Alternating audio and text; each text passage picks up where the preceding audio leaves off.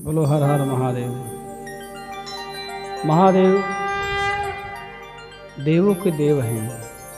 हम सभी उनकी कथा सुन रहे हैं और नित्य अपने जीवन को धन्य बना रहे हैं, क्योंकि भोलेनाथ की जो महिमा है, जो उनके गुण हैं, उनके गुणों का जो गान करता है, जो उनकी महिमा का गान करता है प्यारे, वह व्यक्ति अपने जीवन को सुलभ करता है।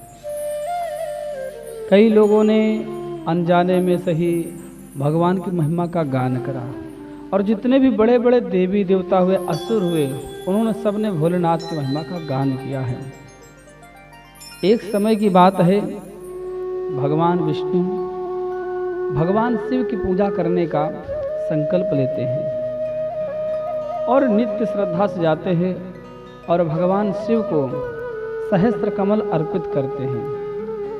कमल के पुष्पों से शिव की पूजा बड़ी अद्भुत बताई गई है। यदि आप शिव के भक्त हैं, शिव की पूजा करते हैं, तो जब भी आप महादेव को कमल के पुष्प अर्पित करते हैं तो भोलेनाथ बड़े प्रसन्न होते हैं। तो ऐसे विष्णु भगवान कमल के पुष्प अर्पण करके पूजा करते थे, नित्य उनका नियम था। एक दिन क्या हुआ, भगवान के मन में इच्छा हुई, शिव जी के मन में क्यों ना विष्णु भगवान की परीक्षा ली जाए। तो उन्होंने क्या करा कि अपनी माया से जो सहस्त्र कमल थे उनमें से एक पुष्प चुरा लिए, अर्थात अदृश्य कर दिया। जब अदृश्य कर दिया है तो भगवान विष्णु भगवान शिव की पूजा कर रहे थे। ओम शंभवे नमः, पिनाकिने नमः, कपर्दिने नमः, भैरवाय नमः, नाना प्रकार के मंत्रों से जो भगवान शिव के नाम हैं, सहस्त्र नाम, उनका सबका जाप कर रहे थे और जाप करके एक एक कमल पुष्प अर्पित करते थे। जब पूजा संपूर्ण होने को हुई तो भगवान विष्णु क्या देखते हैं कि एक कमल पुष्प है नहीं। अब भगवान विष्णु सोचते हैं, यदि मैंने पुष्प अर्पित नहीं किया पूजा खंडित हो जाएगी, और जब पूजा खंडित हो जाएगी तो पूजा का लाभ कैसे होगा, और महादेव की पूजा रुकनी नहीं चाहिए। अब एक पुष्प लाऊं तो कहाँ से लाऊं। ऐसा होता है जब भी आप कभी पूजा करो तो कई बार ऐसा होता है सामग्री घट जाती है। तो भगवान की माया होती, ध्यान रखना, आप अपनी इच्छा से ऐसा नहीं कर सकते। भगवान आपकी परीक्षा लेना चाहते हैं। यदि आप कभी करा होगा आपने भगवान का एक 40 दिन का, 41 दिन का, 31 दिन का, या जो भी आप नियम करते हैं, तो उसमें कई बार ऐसा होता है कि जो सामग्री आप चढ़ाते आ रहे हैं भगवान को नियम से, तो कभी न कभी वो सामग्री घट जाती है, कम पड़ जाती है। आप अनुभव करना ऐसा। भगवान विष्णु ने क्या देखा कि कमल पुष्प कम पड़ गए, तो सोचने लगे अब क्या करूं। तो उन्होंने सोचा, लोग मुझे कहते हैं कमल नयन, तो क्यों ना अपने नयनों को अर्पित करके भगवान को प्रसन्न किया जाए। तो उन्होंने बाण लिया और तुरंत जैसे भगवान को अपने नयन निकालने चले, वैसे भगवान ने उनके हाथ पकड़ लिए और भगवान शिव बोले कि हे प्रभु, क्या कर रहे हैं आप। अरे ये तो मैं आपकी परीक्षा लेना चाहता था, और कमल का पुष्प दे दिया। भगवान शिव प्रसन्न हो गए, बोले हे विष्णु, मैं आपसे प्रसन्न हो गया हूँ, आप धन्य हैं। क्यों? आप अपने नेत्रों को मुझे अर्पण करने चल पड़े। जो इस जगत में जीव का सबसे बहुमूल्य रत्न है नेत्र, जिससे व्यक्ति जगत देखता है, आप वही मुझे अर्पण कर रहे हैं, मैं आपसे धन्य हूँ। और शिव भगवान प्रसन्न होकर के विष्णु भगवान को सुदर्शन चक्र अर्पित कर देते हैं, उन्हें दे देते हैं। तो यह कथा मैं आपको इसलिए सुना रहा हूँ प्यारे, क्योंकि भगवान शिव की शरण में जाकर के व्यक्ति अपने और अपनों का, अपने सगे संबंधियों का, अपनी आत्मा का, अपने मन का, अपने जीवन का कल्याण कर सकता है, क्योंकि शिव का अर्थ ही कल्याण है। शिव, और इस जगत में कोई सत्य है तो मेरे भगवान शिव हैं। आपने सुना होगा अपनों के मुख से, बड़ों के मुख से, संतों के मुख से, मुनियों के मुख से, क्या सत्यम शिवम सुंदरम। इस जगत में अगर कोई सत्य है तो मेरे शिव हैं, मेरे महादेव हैं। और मेरे भोले की पूजा जो भी करता है, जो भी उनकी सेवा करता है, जो उनकी प्रदक्षिणा करता है, महादेव उनकी समस्त इच्छाओं को पूर्ण करते हैं। बड़े कृपालु हैं मेरे बाबा प्यारे। कहते हैं दक्षिण देश में बहुत सुंदर प्रदेश है, जो आजकल महाराष्ट्र में पड़ता है। देखो जो महाराष्ट्र है वो संतों की भूमि है और जो गुजरात है वो भक्तों की भूमि है। तो महाराष्ट्र में अनेक संत हुए हैं, उनमें एक संत हैं गौतम ऋषि जी, जिनकी पत्नी अहिल्या है। गौतम ऋषि का आश्रम है और गौतम ऋषि आश्रम में रहते हैं, उनकी पत्नी अहिल्या भी रहती हैं। और गौतम ऋषि बड़े तपस्वी हैं, उन्होंने 10,000 वर्षों तक तपस्या करी। कितने? 10,000 वर्षों तक। पहले अब लोग कहते महाराज ऐसे कैसे हो सकता? अरे भाई, पहले लोगों की आयु लाखों वर्ष होती थी, ये तो युग के अनुसार धीरे धीरे घटती चली गई है। पुराणों में तो यहाँ तक दिया गया है कि आने वाले समय में व्यक्ति की आयु मात्र 15 वर्ष तक रह जाएगी और 15 वर्ष में ही वो बच्चा होगा, बड़ा होगा, बूढ़ा होगा, नाना नानी दादा दादी सब बनेगा। बोलो राधे राधे, बोलो जय सिया राम। तो ये क्या होता है? और यहाँ तक दिया गया कि व्यक्ति इतना छोटा हो जाएगा, इतना छोटा हो जाएगा कि उसे चने की झाड़ पर सीढ़ी लगा के चढ़ना पड़ेगा। पुराणों में दिया गया है और कहीं ना कहीं वो बात सत्य होती आ रही है। आप देखो आज के 50 साल पहले लोगों की आयु 100 साल होती थी। अब कोई 100 साल जी जाए तो लोग त्राही थे, भाई बहुत आयु हो गई थी। बोले 100 साल के बाबा जी पूरे हो गए थे हमारे। अब ज़्यादा 60 साल, 70 साल, 50 साल पूरा करना भारी हो रहा लोगों को। तो आयु भी लोगों की घट रही है और लंबाई भी आप देखते जाओ घट ही रही लोगों की। तो जो पुराणों में कहा गया है बड़ा अद्भुत कहा गया है। संतों ने, मुनियों ने, ज्ञानियों ने इस पर रिसर्च किया, बहुत शोधन करके, संशोधन करके जब बताया है। तो प्यारे बंधुओं, हम गौतम ऋषि कथा सुने। गौतम ऋषि बड़े अद्भुत हैं और बड़े तपस्वी हैं और भगवान शिव के परम भक्त हैं और शिव की नित्य पूजा करते हैं। एक समय ऐसा आया कि वहां पर अकाल पड़ गया, पूरे राष्ट्र में अकाल पड़ा। उस देश में 1 वर्ष बारिश नहीं हुई, लोग इंतजार करते रहे अगले वर्ष होगी, फिर नहीं हुई, प्रतीक्षा करते रहे। ऐसे करके 100 वर्ष बीत गए। कितने? 100 वर्ष बीत गए, लेकिन उस धरा पर जल की एक बूंद तक नहीं आई। पेड़ पौधे सब सूख गए, चारों तरफ अकाल पड़ गया। जीव जंतु सब उस नगर को छोड़ करके चले गए, उस देश को छोड़ के चले गए। जब चारों तरफ अकाल पड़ा तो बड़ा ही अद्भुत क्या हुआ कि सब परेशान हो गए, क्या करें, कैसे करें। तो जो अहिल्या जी हैं उन्होंने गौतम ऋषि से कहा कि हे प्रभु, हे मुनिवर, इस समय सभी लोग परेशान हैं, जल की एक एक बूंद के लिए ऋषि मुनि सब तड़प रहे हैं। अगर जल नहीं होगा तो जीवन कहाँ से होगा? क्योंकि आप लोगों ने पढ़ा होगा, लिखा हुआ दीवारों पर, गाड़ियों में, ट्रक के पीछे कहीं भी लिखा होता जल ही जीवन है। पुस्तकों में पढ़ा होगा जल ही जीवन है। तो ऋषिवर, यदि जल नहीं होगा तो लोगों का जीवन कैसे चलेगा?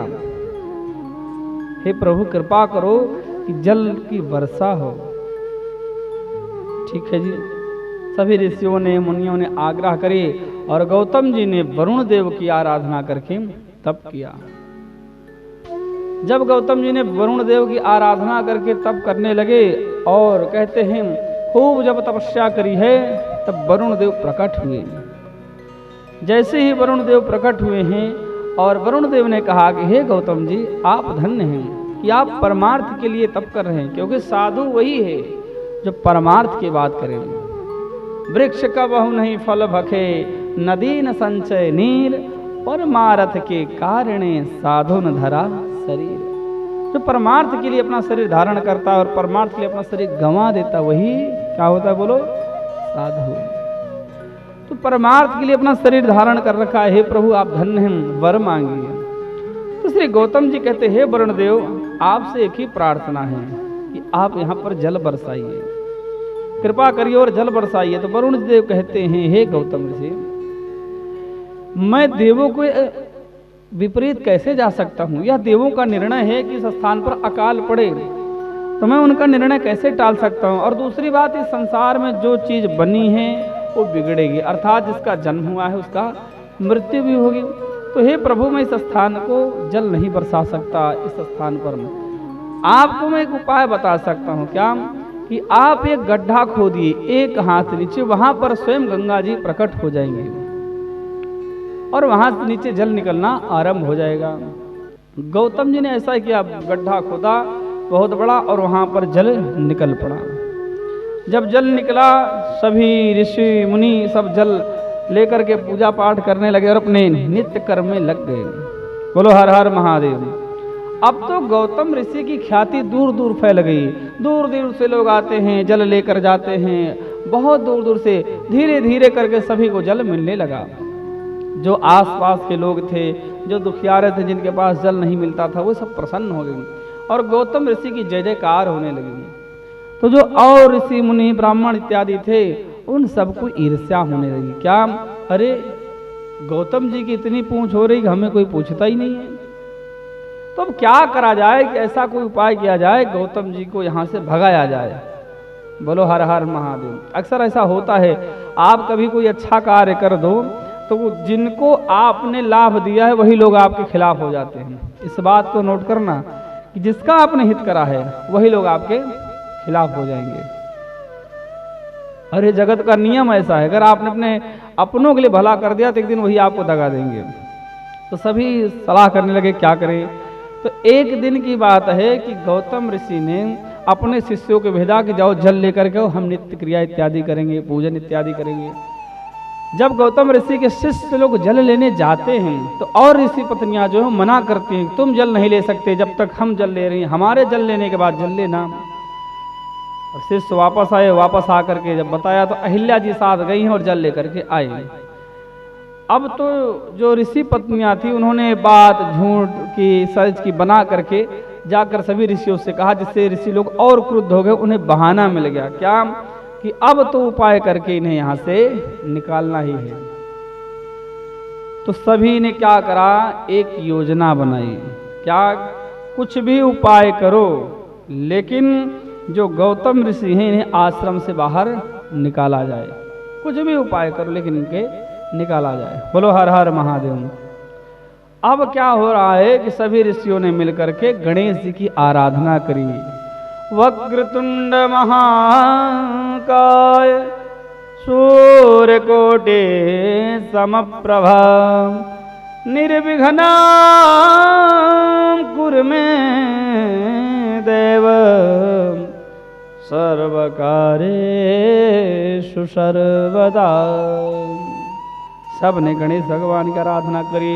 गजाननं भूतगणादिसेवितं कपित्थजम्मो फलचारुभक्षणम् उमासुतं शोकविनाशकारकं नमामि विघ्नेश्वर पादपंकजं। नाना स्त्रोत से नाना विधियों से गणेश भगवान की आराधना करी और प्यारे जय गणपति गणेश काटो कलीस। गणेश भगवान प्रकट हो गए। बोलो हर हर महादेव। गणेश भगवान प्रकट हुए। गणेश भगवान ने कहा, हे ऋषियों कहिए क्या वर चाहते हो। बोले प्रभु हम यह वर चाहते हैं कि आप वह युक्ति करो जिससे गौतम ऋषि इस आश्रम को छोड़ करके चले जाएं। गणेश जी ने समझाया, अरे मूर्खों क्या कर रहे हो। अरे ज्ञानियों, जिन गौतम ऋषि ने तुम्हारी मदद करी, आपको अकाल समय में जल की व्यवस्था कराई और आप लोग उन्हें भगा रहे हैं, ये अच्छी बात नहीं है। अरे जिसने तुम्हारी मदद करी तुमसे भगाना चाहते हो, नहीं, ठीक नहीं है। और दूसरी बात, जो गौतम जी हैं वो शिव के उपासक हैं। शिव के उपासक को कभी भी परेशान नहीं करना चाहिए, अन्यथा शंकर भगवान उसका नाश कर देते हैं। इसका जो भगवान शिव को उपासक को बिना किसी कारण के परेशान करता है। इसलिए ध्यान रखना, अगर कोई शिव की उपासना कर रहा है तो भूल करके भी उसके पास मत जाना। बोलो हर हर महादेव। ये धमकी नहीं दे रहा हूँ, सावधान कर रहा हूँ, कहीं आप लोग सोचो महाराज धमकी दे रहे हैं। शिव के उपासक जो होते हैं उनसे नम्रता से आना चाहिए, प्रणाम करना चाहिए, ताकि भगवान शिव प्रसन्न हो और आपका कार्य सिद्ध हो। लेकिन क्या कह रहे गणेश जी, अरे ऋषियों, जिन गौतम जी की आप बात कर रहे हैं वो तो भगवान शिव के उपासक हैं। उनका तो अनर्थ हो ही नहीं सकता, अनिष्ट हो ही नहीं सकता जो शिव की शरण में हो। इसलिए आप लोग कोई और वर मांगो और अपने मन से यह भाव निकाल दो। बोलो हर हर महादेव। इन्होंने कहा नहीं प्रभु, हमने आपकी तपस्या करी है, आपको हमारा कार्य करना पड़ेगा। अब गणेश जी भी क्या करें? क्यों? गणेश जी का वचन है जो हमारा पूजन करेगा, तपस्या करेगा, जिस भावना से मेरी पूजा करेगा मैं उसकी कामना पूर्ण करूंगा। अब गणेश जी भी फंस गए, करें तो क्या करें? किया ठीक है, गणेश जी ने कहा यो मस्तु, मैं तुम्हारा कार्य सिद्ध करूंगा। समय बीतता गया, चलता गया। एक दिन की बात है कि उन्होंने अपनी क्यारी में धान बोया था, जिसे कहीं कहीं मुंजी कहते हैं। गौतम जी ने धान बोया था तो गणेश जी एक दुबली पतली गाय का रूप बना के आए और आकर के उनके धान में जो मुंजी थी उसमें आकर के चुगने लगे, चरने लगे। क्या मुंजी थी, धान थे, उसको गणेश जी जो गाय के रूप में थे, गाय चरने लगी। अब गौतम जी ने जब देखा कि हमारी हरी भरी खेती में गाय आके पड़ गई है और चर रही है, तो स्वाभाविक सी बात है जो किसान होगा उसे भगाने जाएगा। जाएगा कि नहीं जाएगा? जाएगा। तो ऐसे ही श्री गौतम जी भगाने जाते हैं। किसे? उस गाय को। बोलो हर हर महादेव। गाय को भगाने के लिए एक छोटा सा तिनका उठाते हैं। तुम्हारी तरह डंडा लेके नहीं गए, उसे जो तिनका था उसे उठाया और तिनके से जरा से कहा चल हट, और गाय गिरी झट और प्राण निकल गए उसके फट। बोलो हर हर महादेव। उस गाय के प्राण ही निकल गए। अब जब यह देखा तो सारे ऋषि पीछे से देख रहे थे, क्योंकि उन्हें तो पता था गणेश जी माया करेंगे। सब एकजुट होकर गए, अरे हाय हाय क्या कर दिया, अरे गौतम ने तो गाय की हत्या कर दी, गऊ को मार दिया, तो गऊ हत्यारा है, अरे तो गऊ हत्यारा है। अब गौतम जी ग्लानि में भर गए कि हमने इसे मारा भी नहीं, हमने तो इसे इशारा किया कि खेत से बाहर चली जाए, ये कैसे हुआ?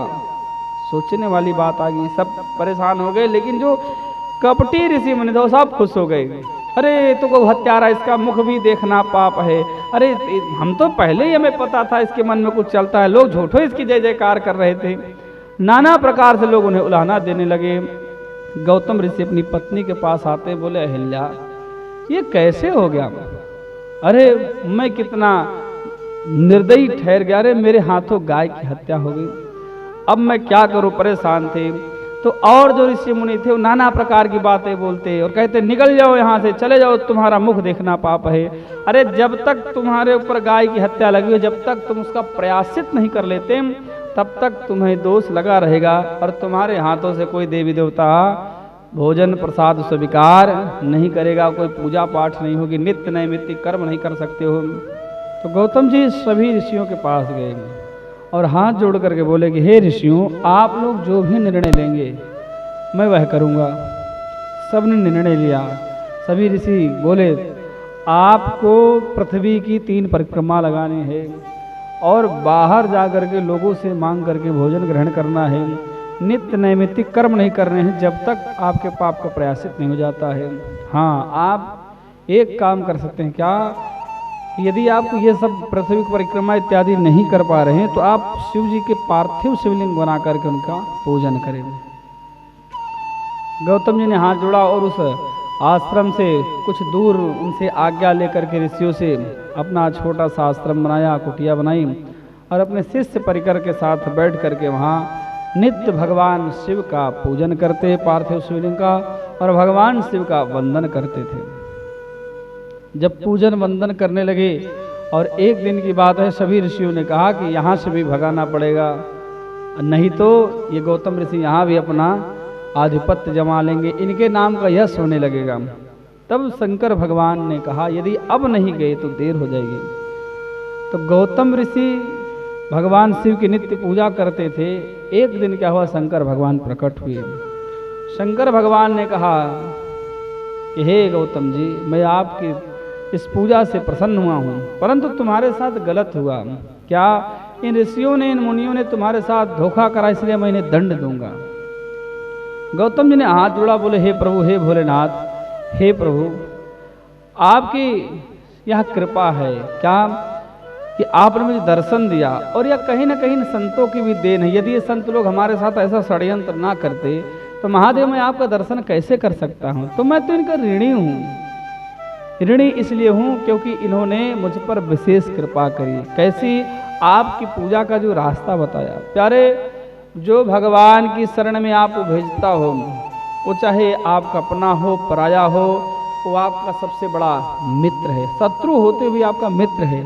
अगर कोई कहता है आपको भगवान शिव की पूजा करनी चाहिए तो आप करो, चाहे शत्रु हो चाहे मित्र, उसको कहने पर करो, वो धन्य है, क्योंकि आपको भगवान के द्वार पर जाने का रास्ता बता रहा है, आपको भगवान के यहाँ जाने का रास्ता बता रहा है, इसलिए आप उनकी सेवा करो। तो एते हो, यदि आप भगवान शिव की पूजा करते किसी कहने पर तो उसका धन्यवाद करना चाहिए। तो ऐसे आज गौतम जी ने कहा कि ऋषियों ने भले ही मेरे साथ चाल करा, जो भी करा, लेकिन हे प्रभु आपने मुझे दर्शन दिया, मैं धन्य हूँ। सभी लोगों ने वहाँ पर आकर भगवान शिव की प्रार्थना करी कि हे महादेव आप यहाँ पर रुको। तो भगवान शिव बोले ठीक है मैं यहाँ पर रुकता हूँ। और जो वहाँ पर पास में बहने वाली नदी है उसका नाम गौतमी पड़ा, और गौतमी के तट पर भगवान शिव रुके तो उनका नाम त्र्यंबकेश्वर पड़ा। तो इसलिए भगवान शिव वहाँ त्र्यंबकेश्वर रूप में विराजमान हुए। जो व्यक्ति भगवान शिव का दर्शन करता है, जो त्र्यंबकेश्वर ज्योतिर्लिंग है गौतमी नदी के तट पर, वहाँ जो दर्शन करता है और गौतमी में स्नान करता है, उसे गंगा आदि नदियों की में स्नान करने का फल प्राप्त होता है। इसलिए प्रत्येक भारतवासी को, प्रत्येक सनातनी को, जो सनातन धर्म के अवलंबी हैं, जो सनातन धर्म से प्रेम करने वाले लोग हैं, उन्हें जाना चाहिए और जा करके भगवान त्र्यंबकेश्वर ज्योतिर्लिंग का दर्शन करना चाहिए और दर्शन करके अपने जीवन को कृतार्थ करना चाहिए। प्रिय बंधुओं, आप लोग जीवन में समय लगाएं और समय लगा करके समस्त ज्योतिर्लिंग के दर्शन करें, क्योंकि ज्योतिर्लिंग का दर्शन करना महान पुण्य बताया गया है। इसलिए हमारे पुराण में जो शिव पुराण है, इसमें सबसे ज़्यादा अगर महिमा कही गई है तो पार्थिव शिवलिंग की महिमा कही गई है। इसलिए आप लोग पार्थिव शिवलिंग बनाएं और उसका पूजन करें और विधान के साथ भगवान शिव की सेवा करें। बोलो हर हर महादेव, हर हर महादेव।